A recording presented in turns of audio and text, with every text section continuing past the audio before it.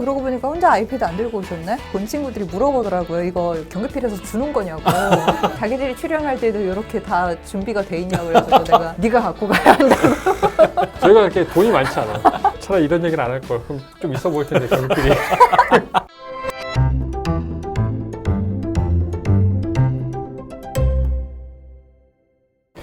평론가로서 이제 좀 슈만을 좀 조명하고 싶은데, 슈만은 그러면 당시에는 평론가로 더 유명했었던 거죠? 그렇죠. 당시에 그 음악계의 주요한 특징 중에 하나가 언론이 되게 발전을 해서 정보의 교류가 되게 활성화가 되었는데 거기에 뛰어든 거죠, 슈만이. 그리고 아버지가 일단은 문학 쪽에 재능이 많으셨었고 본인도 이제 서적상의 아들이었고 네. 그리고 이제 문학과 그 음악 사이에서 되게 갈등을 많이 했을 정도로 문학적인 자질도 뛰어난 사람이었기 때문에 슈만이 소설도 썼어요, 사실은. 그리고 장 파울이라는 그 낭만주의 소설가에게 굉장히 많이 매료가 돼 있었던 케이스였고, 아까 그 말러랑 클라라 슈만의 같은 가사를 갖고서 가곡을 만들었다고 말씀을 하셨잖아요. 이제 그런 게 그 당시에 전반적인 어떤 독일의 낭만주의 문학에 지대한 영향을 받았던, 그리고 그때 당시 다 살아 있었으니까 그 작가들이, 그래서 실제로 같이 교류도 하고 이제 그러면서 어떤 음악과 문학을 갖다가 이제 접합시키는데 되게 관심이 많았던 음악가가 슈만이었다는 생각이 드는데, 제가 개인적으로 봤을 때는 그 이전에는 음악이 문학보다 우위에 있었단 말이에요. 그 예술의 어떤 위계 구조를 살펴봤을 때에 순수 예술이라는 어떤 관점이 처음에 시작이 됐을 때 언어는 그냥 보조적인 역할을 했을 뿐이고 그 안에서 사실 미학을 찾진 않았어요. 그런데 이제 언어 없이 뭔가 이제 아름다움을 갖다가 표현할 수 있는 게 음악이기 때문에 음악이 훨씬 더 서열이 높았었거든요. 그러니까 뭐 바로크 시대라든가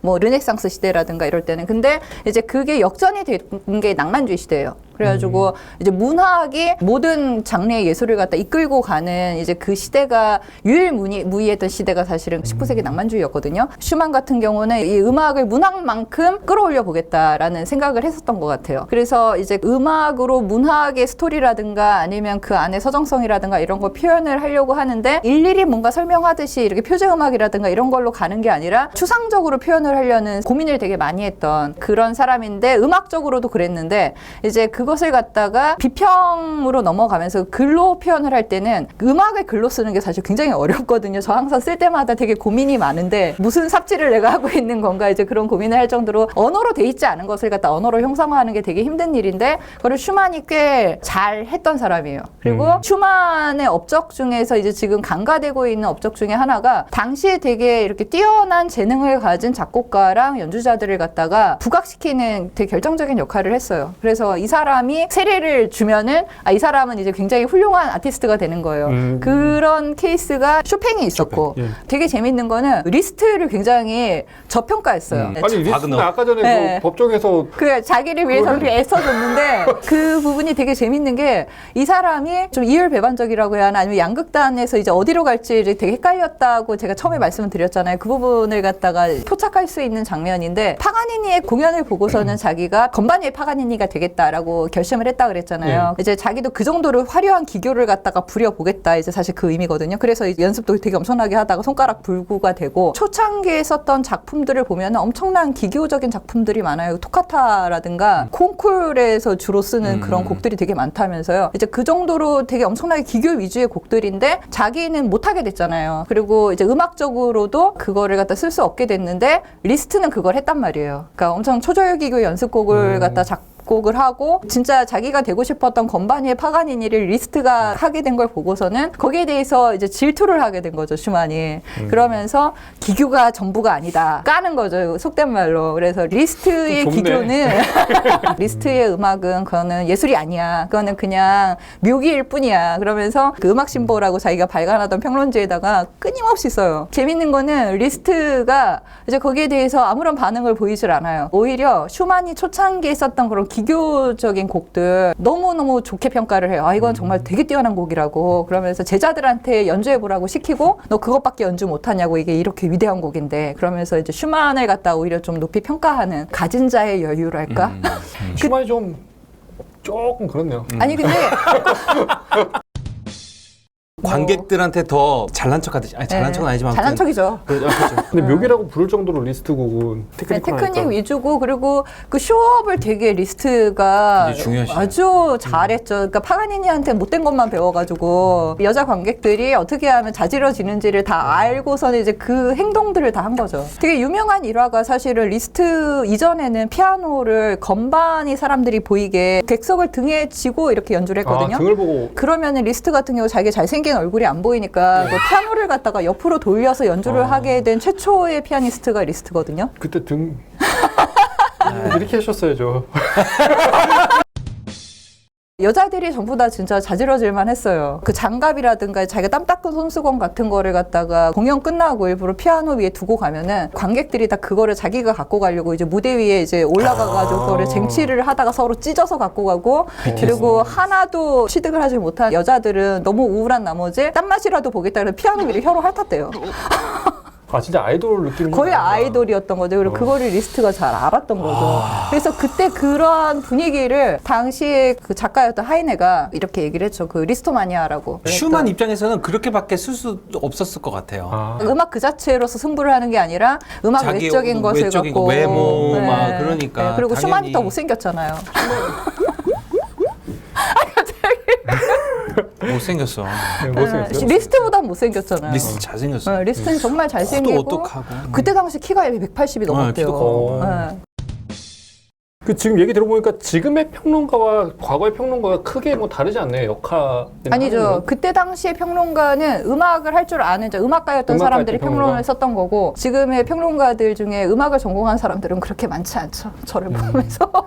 아니 그때 당시에는 그러면 음악을 하지 않았던 사람은 평론을 하지 않았었어요? 지금 현재 남아있는 평론의 그 자료들을 보면은 대체로 처음에 음악가로 다들 시작을 했어요. 음악을 갖고 먹고 살 수 없는 걸 이제 파악을 하면서 근데 그런 어떤 평론 문화가 낭만주의 시대에만 있었던 게 아니라 바로크 시절이라든가 심지어 르네상스 시절에도 그걸 찾아볼 수가 있거든요. 대체로 보면은 지금까지 남아있는 평론들은 그들이 평론가이자 작곡가였어요. 얘기 들어보니까 한 가지 이때에는 있었던 문화인데 지금은 좀 많이 안 하는 것 중에서 이제 신인 예술가들에 대해서 적극적으로 그쵸. 평론하고 홍보하고 이런 것 역할들이 조금 부족하다고 해야 되나? 왜냐면 지금 같은 요즘 경우에 들어? 예 오히려 지금 많아진 건가요 기회가? 평론의 문화가 옛날 같지 않은 게 그 시절에는 진짜 그들이 권위를 갖고 있었던 거고 플랫폼이 그들이 쓴 글밖에 없었잖아요. 네. 이제 그걸 보고서 잘한다는데 한번 가서 보자 그러면서 흥행몰이를 한 건데 지금은 뭐 이렇게 유튜브 뭐 그쵸. 그 인터넷 꼭 평론가를 거치지 않더라도 자기가 원하는 취향의 아티스트를 갖다가 찾아서 갈 수 있는 플랫폼이 너무 많아진 거예요. 그리고 평론가의 그 어떤 주관적인 평론을 또 100% 믿을 수 있는 것도 아니고 슈만이 살던 요 낭만주의 시대에는 이렇게 권위를 가진 평론가라든가 평론 잡지라든가 이렇게 딱 있으니까 이제 여기서 인정을 못 받으면은 그대로 그냥 이렇게 아웃되는 거거든요. 그러니까는 삼류로 남는 건데 나머지는 다 연주를 못하던 사람이었을까 아니면 이제 곡이 다 형편없었을까라고 생각을 할 때에 그렇지 않았을 것 같거든요. 근데 지금은 굉장히 다양한 스타일의 음악이랑 연주들이 자신들의 취향에 맞춰서 사람들이 찾아가서 볼 수 있는 누가 잘하고 못하고의 문제가 아니라 그러한 시대가 도래하지 않았는가. 그래서 뭔가 글을 쓴다면은 이 연주가 다른 연주랑 어떻게 다른지 이제 거기에 초점을 맞춰서 써야지 다른 연주보다 이 연주가 뭐가 잘났고 뭐가 틀렸고 이제 이런 데에 맞춰서 쓰는 거는 이제 너무 시대착오적인 그 시도가 되지 않았나 저는 그 생각을 하거든요. 잠깐 얘기 들어보니까 저도 그게 맞는 것 같아요. 플랫폼의 변화? 옛날에는 이제 신문사가 있으면 거기에 글을 기고해야지만 뭔가 다른 관객들한테 어필할 수 있었는데 지금은 다 블로그에다 글 그렇죠. 쓰고 네. 뭐 유튜브에다 후기 남기고 가끔 저희 공연 이제 후기 같은 걸 리서치하다 보면 정말 좋은 블로그도 가끔씩 이렇게 그러니까요. 보이거든요. 네. 그 슈만은 좀 여러 가지 필명을 썼다고 좀 알려져 있어요. 슈만이 이제 대표적으로 사용한 필명은 뭐 플로레스탄과 오이제비우스. 필명이 왜 두 개? 아니 두 더 개면 있어요. 더 있어요. 두 개는 더 있어요. 네. 알려진 게 두 개인 거예요? 네. 그 이제 여러 곡에서 그 플로레스탄과 오이제비우스의 어떤 성격을 들을 수가 있어요. 그 미르텐, 그 슈만이 이제 클라라한테 헌정했었던 그 가곡에서도 오이제비우스와 플로레스탄 그 성격을 이제 들으실 수가 있고 한마디로 말하자면 오이제비우스는 굉장히 예술성이 있는 굉장히 섬세하고 지적이고 네. 플로레스탄은 정열적이고 열정이 가득하고 막 이런 스타일이거든요. 다혈질. 네, 다혈질. 네. 음악 평론을 한 그거를 제가 잠깐 한국말로 이제 번역을 해드리면 오이제비우스가 이제 달콤한 예술가예요.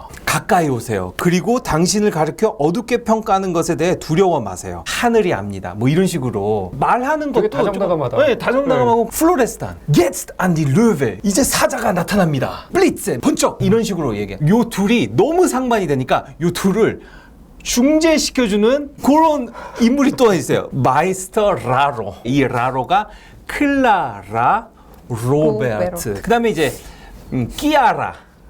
끼아라나. 이건 누구냐면은 클라라거든요. 클라라를 조금 약간 이태리식으로 발음해가지고 시 같다.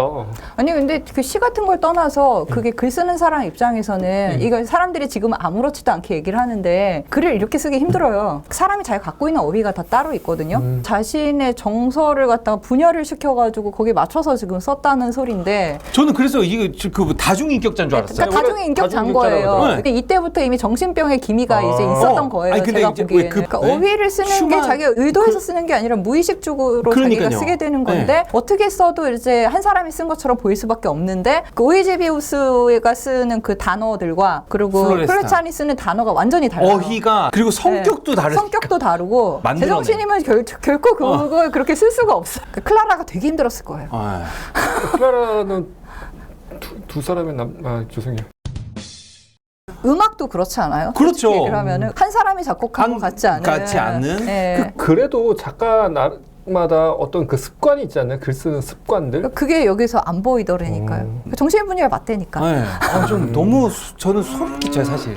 다음 질문 이제 카니발에 대해서 좀. 카나발, 예. 카나발. 예. 예. 근데 이게 사실 좀 그 초창기 곡이잖아요. 거기에 그 곡 중에 오이제베스도 있고 플로레스탄도 그게 있고. 곡 제목이에요. 다비드 동무곡도 네, 사실 그 사람의 다중인격의 이제 뭔가 결합체라고 말씀을 드릴 수 있고 미르텐. 네, 미르텐도 그렇고 크레슬러리아나도 마찬가지고 단편적으로 썼는데 그 단편들이 다 성격들이 달라요. 그럼 슈만이 이제 다중인격을 앓고 있었던 게 이제 추측하건데 네. 좀 초기라고 볼 수도 있겠네요. 매독에 걸린 건 되게 일찌감치 걸렸을 테니까 이제 사창가를 일찌감치 돌아다니신 분이시기 때문에 아니 돈이 없는 자중 좀 하시.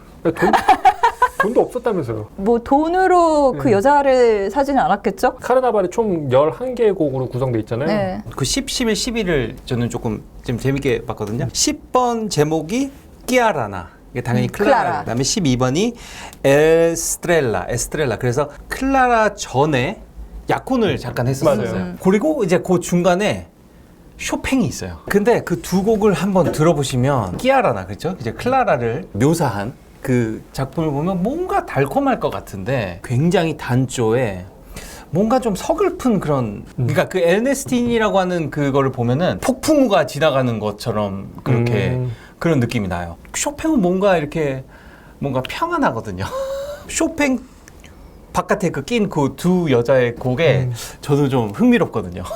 작가님. 저는 오이제비우스를 거기서 제일 좋아해요. 그 아까 말씀드렸던 그 침묵의 미학. 예. 오이제비우스랑 플로레스탄이 그게 붙어 있어요. 그리고 오이제비우스가 먼저 연주가 돼요. 그 다음에 플로레스탄이 바로 연주가 돼서 오이제비우스만 처음에 들었을 때는 그냥 좀 지루하다 재미없다 싶은데 그 다음에 플로레스탄을 듣고 나면은 다시 트랙을 돌려서 오이제비우스를 듣게 돼요. 예, 이게 이렇게 다르구나. 그러면서 둘이 붙여놓은 게 저는 그 사람이 갖고 있었던 그 이제 양극단 사이에서의 갈등, 이제 어느 쪽으로 향해야 하는지 모르는 이제 그거를 좀 상징한다는 생각을 하거든요. 그 모음곡 중에 그 파가니니가 있거든요. 근데 이제 그걸 보면 이 사람이 파가니니에게서 단순히 기교만 본 게 아니구나라는 걸 알 수가 있는 게 되게 복잡하고 화려하게 기교 위주로 갔다가 어느 순간에 급정거를 한 다음에 되게 조용하게 연주가 됐다가 다시 또 막 이렇게 그 화려하게 갔다가 이제 그런 곡이에요. 그 파가니니 그 곡이. 파가니니가 사실은 기교도 기교지만은 벨칸토 오페라에서 서정성을 갖다가 또 따가지고 기악 솔로에 도입을 시키는 또 공헌을 한 음악가잖아요. 이제 그런 부분들에서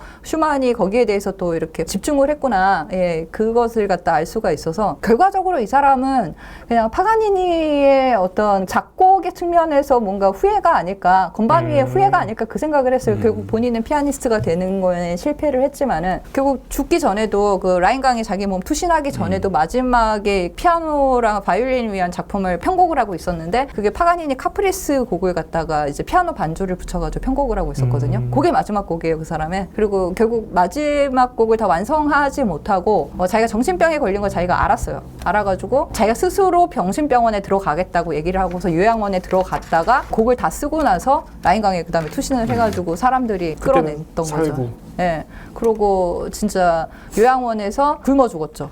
예. 말 그대로 정말 굶어 죽었죠. 밥을 갖다 안 먹어가지고. 말년. 어떻게 보면은 슈만의 일생을 가장 잘 표현한 작품이 카르나발이라고 볼 수도 있겠네요. 그건 초창기. 아직 완벽하게 미치지 않았을 때. 완벽하게 미치었을 때. 예. 조금 증세가 이렇게 보였을 때고 그 이후에 사실 다비드 동맹 모국이나 뭐 그렇죠. 크리슬러 리아나는 진짜 이거는 정신이 미치지 않고서는 이렇게 작곡하기 힘든 곡이라는 생각을 저는 하거든요. 피아니스트로서는 어떻게 생각하실지 저도 모르겠어요. 그냥 그렇게 하면 제가 오늘 이렇게 평론가 슈만에 대해서 이제 정말 어느 콘텐츠보다도 집중적으로 한번 다뤄봤고요. 마지막으로 슈만의 교향곡과 말년에 대해서 정말 인폼을 드릴 수 있는 내용으로 다시 한번 찾아뵙겠습니다. 감사합니다. 감사합니다.